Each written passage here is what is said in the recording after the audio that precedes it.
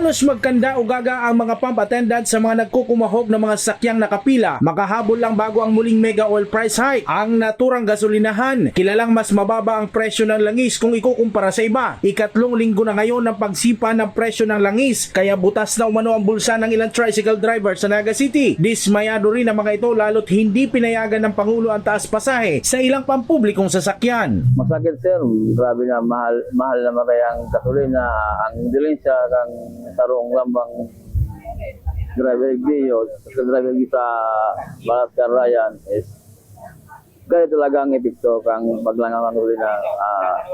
Ako sa kuya, abot ang angi ko, ayong college, doon high school, sa elementary, halos kulang, malang may huli ka sa 150, 200, bitin na kulang na. Kahit doon lang gasolina ako sa sa kung kung magkahit ng pag-agahang alas 8, ang gasolina ko is 300 or 350, ganyan na 600 na. Kaya po man siguro na dagdagan ng pangasahe. Saka, bago man dagdagan ng pangasahe, siyempre, ang sahod dagdagan, siyempre, ang commuter, ang maliligis dyan. Inuwami man pong mga tricycle driver na dahil po talaga magpalanggaw ng pamasahe. Dahil aram naman po na talagang maapektuhan kayan, maski kami, maapektuhan man. Kapag mga commuters maapektuhan, si mga estudyante mo na nagkakaralasi, siyempre po, kung nag-aagad dyan sa muya ng pamasaheng ng balon na 50, siyo, gigibo ng sangkat, nagdagdag na niya. Kaya apektado man po kaya kami.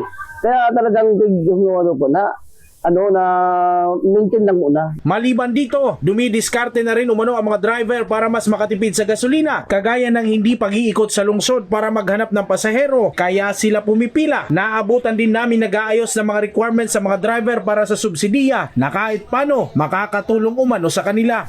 Muna na April 10, dyan po daw sa Robinson. Sa Robinson, mo ko ang subsidy. Anong subsidy? 5,000.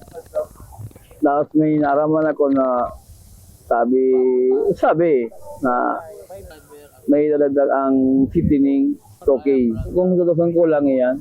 Pero makakatabang na, wala pa paano, makakatabang na siya. Magdagdag na yung pamasahe, pero dapat bago magdagdag yung pamasahe, kaya po, langgaw ang sahod. Ang iligi po yung bali para po sa makatipid kami sa gasolina, kami ang iligi po, nagpipira-pira lang muna kami.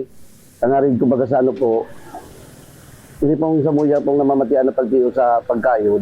Hindi po yung makakatabang sa muya. Mauna po, mirikot-ikot. Igalat-alat nyo na lang po tayo. Dakulang po sa para po sa mga tricycle driver. Dakula po ang tabang po kaya na may tataw sa muya. Kaya po yan, dagdag po na yan. Sa ngayon, nananatiling 15 pesos ang pamasahe sa Naga City. Jan Amador, CSN.